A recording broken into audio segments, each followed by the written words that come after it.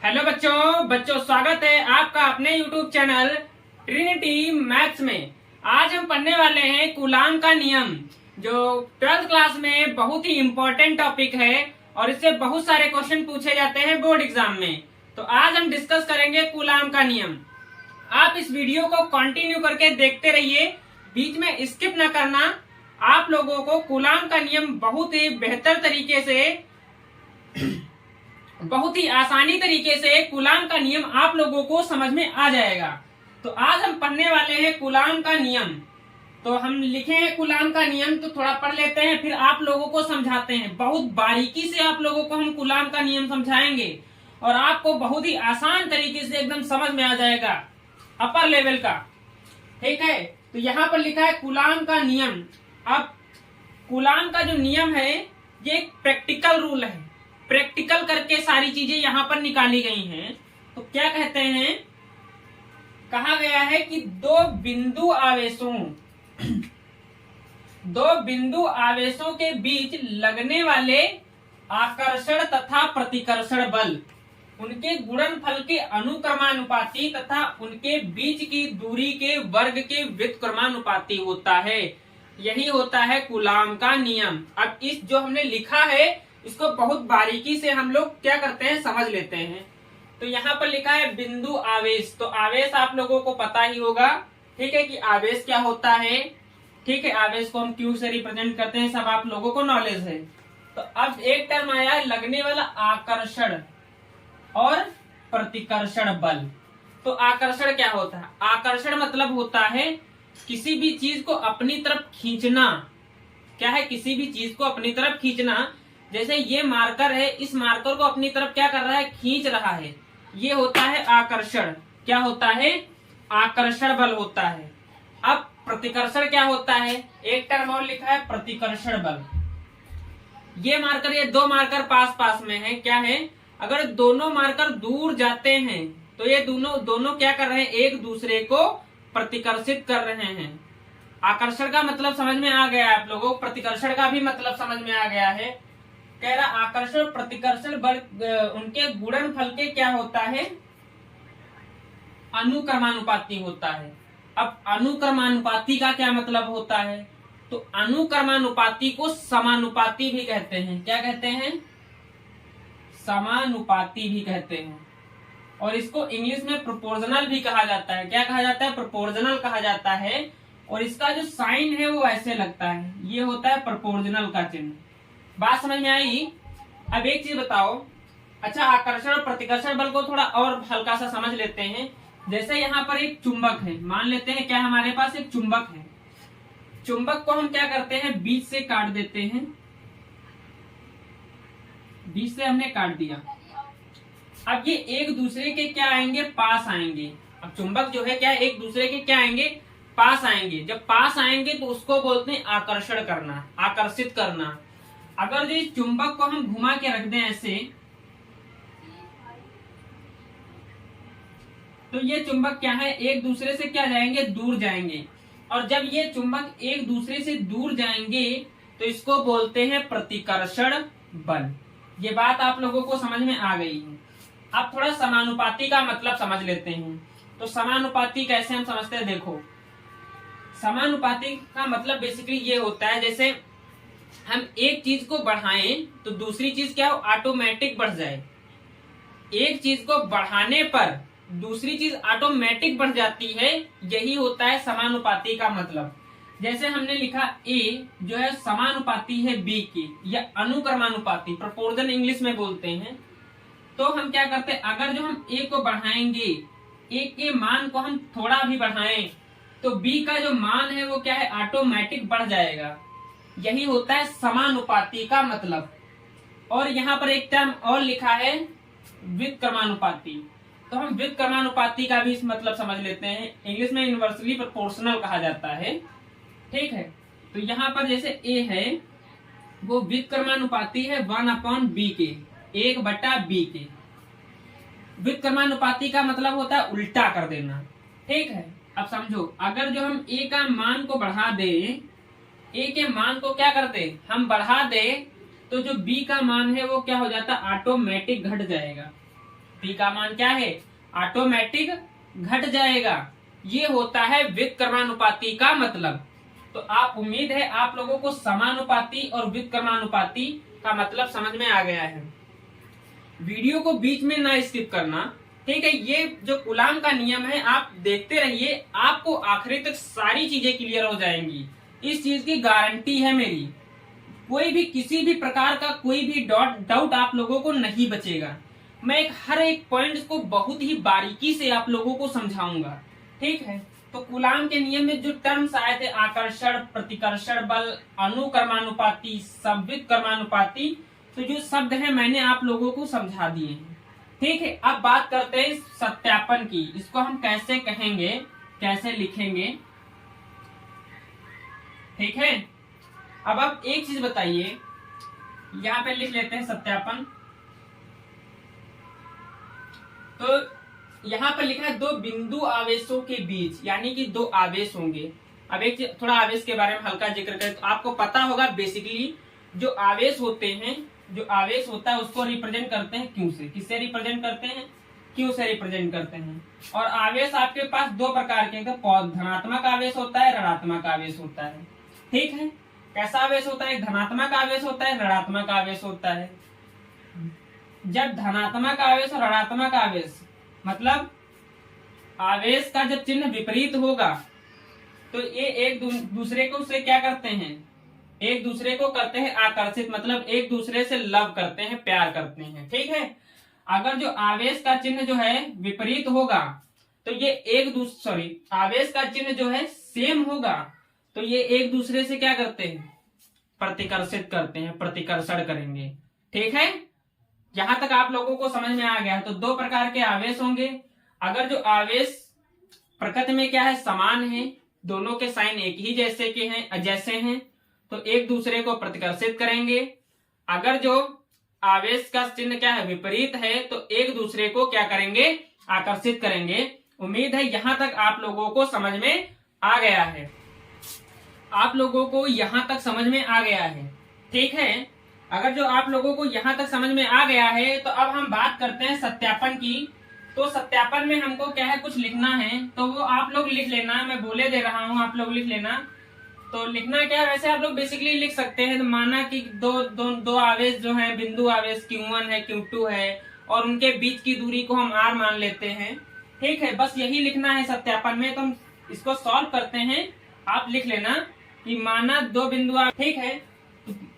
एक बिंदु आवेश मान लेते हैं क्या है हमारे पास, Q1 है, और दूसरा बिंदु आवेश हमारे पास क्या है, Q2 है, ठीक है। जो हम यहाँ पर बोल रहे हैं वही आपको एग्जाम में लिखना है, जो हम बोल रहे हैं वही आपको एग्जाम में लिखना है, ये चीज ध्यान रखना आप। तो एक आवेश हमारा Q1 है, दूसरा आवेश क्या है हमारा Q2 है, और इनके बीच की दूरी क्या है, इनके बीच की दूरी मान लेते हैं स्मॉल r है। इनके बीच की दूरी जो बहुत ही छोटी दूरी है, बहुत बड़ी दूरी नहीं है, ये चीज आप ध्यान रखना। समझ में आई बात? ऐसा नहीं है कि बहुत बड़ी दूरी है, क्या है, बहुत ही छोटी दूरी है। तो दो बिंदु आवेश, पहला आवेश Q1 है, दूसरा आवेश Q2 है, ठीक है। ये बात आप लोगों को समझ में आई। अब जो हम ऊपर लिखे हैं उसी का यूज करेंगे और समीकरण बनाएंगे और फिर उनको सॉल्व करेंगे, बस कूलाम का नियम निकल के आ जाएगा, ठीक है। अब एक चीज आप बताना, हमने क्या लिखा, दो बिंदु आवेशों के बीच लगने वाले आकर्षण तथा प्रतिकर्षण बल उनके गुणनफल के अनुक्रमानुपाती होता है। मतलब जो आकर्षण बल निकल के आए, अब आकर्षण बल, आवेश पे आप सोचिए आकर्षण बल कैसे लगेगा। हमको लगाना है आकर्षण बल, क्या लगाना है, हमको लगाना है आकर्षण बल लगाना है, ठीक है। अब कैसे आकर्षित करेंगे, तो मैंने आप लोगों को पहले बताया है, क्या बताया है कि अगर जो आवेश हैं, जो आवेश है, अगर जो आवेश की प्रकृति जो है विपरीत है, अलग अलग है, कहने का मतलब एक आवेश हमारा पॉजिटिव है, दूसरा आवेश निगेटिव है, या एक आवेश निगेटिव है, दूसरा आवेश पॉजिटिव है। अब दोनों क्या है, विपरीत चिन्ह के हैं, प्रकृति कैसी है, विपरीत है। जब प्रकृति इन दोनों की विपरीत होगी तो ये क्या करेंगे, एक दूसरे को आकर्षित करेंगे, और जब आकर्षित करेंगे तो कौन सा बल लगेगा, आकर्षण बल लगेगा। कौन सा बल लगेगा, आकर्षण बल लगेगा।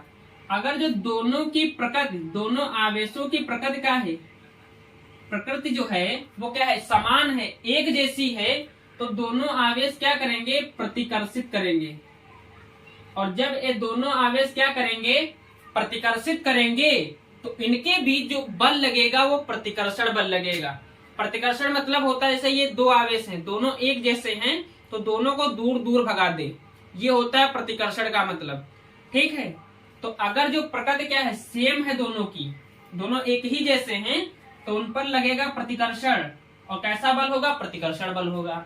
दोनों की प्रकृति अलग अलग है, चिन्ह में विपरीत है, तो कौन सा बल लगेगा, आकर्षण बल लगेगा।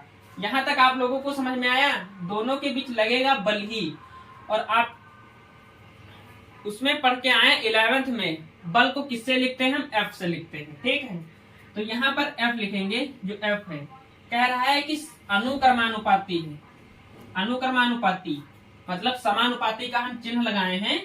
क्या कह रहा है, इनके बीच लगने वाले आकर्षण बल और प्रतिकर्षण बल। ठीक है, अगर जो Q1 और Q2 एक जैसे हैं तो प्रतिकर्षण बल लगेगा, मतलब F क्या होगा, प्रतिकर्षण बल होगा।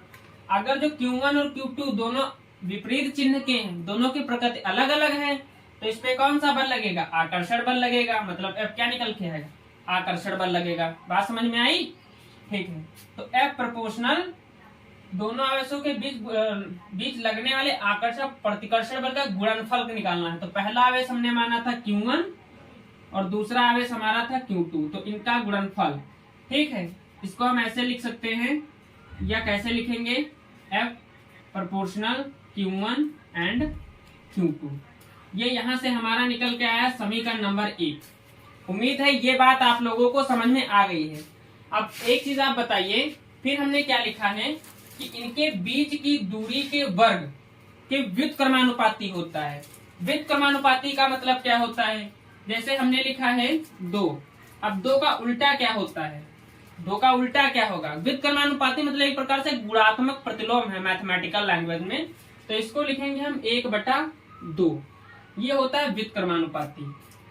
अब हमको क्या करना है, जो यहाँ पर दूरी है r, उसको हमने कर दिया व्युत्क्रमानुपाती। क्या कह रहा है, वर्ग, यानी कि r का हमको स्क्वायर करना है, वर्ग करना है, किसके अनुक्रमानुपाती, सॉरी व्युत्क्रमानुपाती है, f के क्या है, ये व्युत्क्रमानुपाती है। ये बात आप लोगों को समझ में आ गई है। ये मान लेते हैं समीकरण नंबर 2। क्या है, समीकरण नंबर 2 है। अब हम क्या करेंगे, समीकरण 1 और समीकरण 2 को हम क्या कर देंगे, मिला देंगे। समीकरण 1 समीकरण 2 को हमको क्या करना है, मिलाना है।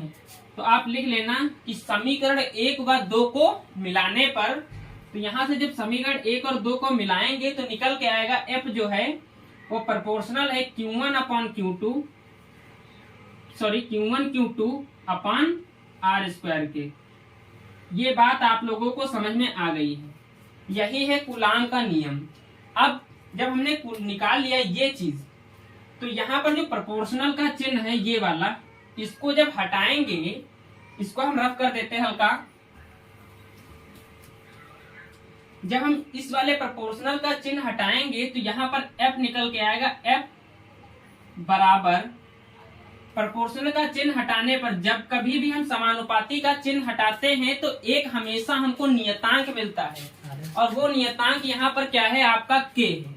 तो F बराबर K Q1Q2 अपॉन r²।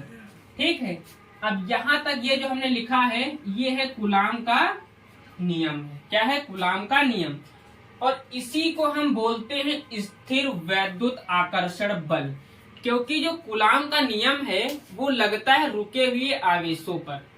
आवेश कैसे होने चाहिए, रुके हुए होने चाहिए, तभी लगेगा कूलाम का नियम। ये आप जब कूलाम की सीमाएं पढ़ेंगे तब आपको बताया जाएगा। ठीक है, तो कूलाम का नियम किस पे लगता है, रुके हुए आवेशों पर लगता है। बात समझ में आई।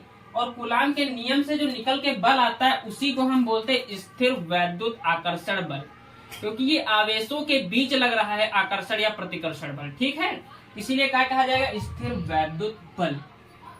स्थिर वैद्युत बल, कूलाम के नियम को और क्या बोलते हैं, स्थिर वैद्युत बल। ठीक है, तो उम्मीद है यहाँ तक आप लोगों को समझ में आ गया है। अब के का मान क्या होता है, अलग अलग होता है। यहाँ से हमने निकाल लिया है कूलाम का नियम, तो यहाँ से जो के का मान निकल के आता है वो के का मान होता है 9.0 10⁻9, 9 गुणे 10⁻9, ये होता है के का मान। अब ये के का मान होता है तो इसका यूनिट क्या होगी, तो इसकी यूनिट होती है न्यूटन मीटर स्क्वायर प्रति कूलाम स्क्वायर। ये होता है के का मान। ये वाली वैल्यू उठा के यहाँ पर रख देंगे, ठीक है। तो यहाँ से f निकल के आ जाएगा हमारा 9 गुणे 10⁻9 Q1 Q2 upon R square. यही है हमारा बेसिकली कूलाम का। चाहे आप ये लिखें चाहे आप ये लिखें, ये दोनों सही है। यहाँ तक हमने कूलाम के नियम का निगमन कर लिया है। और आपको मैंने पहले ही बताया है जो कूलाम का नियम है वो क्या है, प्रैक्टिकल रूल है। प्रैक्टिकल करके सारी चीजें यहाँ पर निकाली गई हैं, ठीक है। और ये चीज आप ध्यान रखना, ये सिर्फ और सिर्फ रुके हुए आवेश पर लगेगा, आवेश चलते फिरते ना हो। इसीलिए हम फर्स्ट यूनिट पढ़ते स्थिर वैद्युत की। स्थिर मतलब होता है रुका हुआ। किस पे लगेगा, रुके हुए आवेश पर लगेगा। ये चीज आप लोग ध्यान रखना। उम्मीद है यहाँ तक आप लोगों को बात समझ में आ गई है। अगर जो मेरी बात आपको समझ में आ रही है और मेरा पढ़ाया हुआ आप लोगों को समझ में आ रहा है तो आप वीडियो को लाइक जरूर कर देना, ठीक है। वीडियो को जरूर लाइक कर देना अगर जो आप लोगों को समझ में आ रहा है। अब यहाँ पर थोड़ा ये आपका पूरा बोर्ड एग्जाम के हिसाब से होगा। आप इतना लिख देंगे तो आपको बोर्ड एग्जाम में पूरे के पूरे नंबर मिल जाएंगे, इस चीज की एकदम गारंटी है, ठीक है। अब हम यहाँ पर क्या करेंगे, के अलग अलग मान निकालेंगे।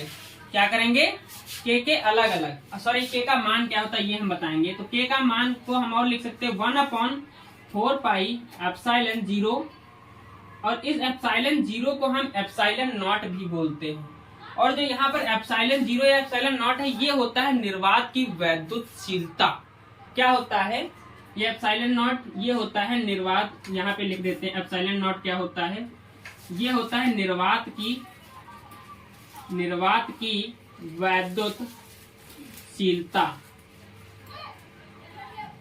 अब निर्वात की वैद्युतशीलता का मतलब क्या होता है, वैद्युतशीलता का बेसिकली मतलब क्या होता है, तो वैद्युतशीलता का मतलब होता है कोई भी माध्यम में आवेश जो अपना प्रभाव दिखाता है। शीलता, वैद्युतशीलता, शीलता शब्द से समझिए मतलब आवेश जो है किसी भी माध्यम में जो अपना प्रभाव दिखाता है वही बेसिकली होता है वैद्युतशीलता। बात समझ में आई, मतलब आवेश का माध्यम में जो प्रभाव पड़ेगा वो क्या होगा, जो इम्पैक्ट होगा वही होगा हमारा वैद्युतशीलता। तो एप्सिलॉन 0 को बोलते हैं निर्वात की वैद्युतशीलता। यहाँ तक आप लोगों को बात समझ में आ गई है। अगर जो मेरा पढ़ाया हुआ आप लोगों को समझ में आ रहा है तो आप मेरे वीडियो को लाइक जरूर कीजिएगा, चैनल को जरूर सब्सक्राइब कर लेना, बेल आइकन प्रेस कर लेना, जिससे आने वाले वीडियोस के नोटिफिकेशन आप लोगों को मिलते रहें। तो थैंक यू, आपको मिलते हैं हम नेक्स्ट वीडियो में नेक्स्ट टॉपिक के साथ।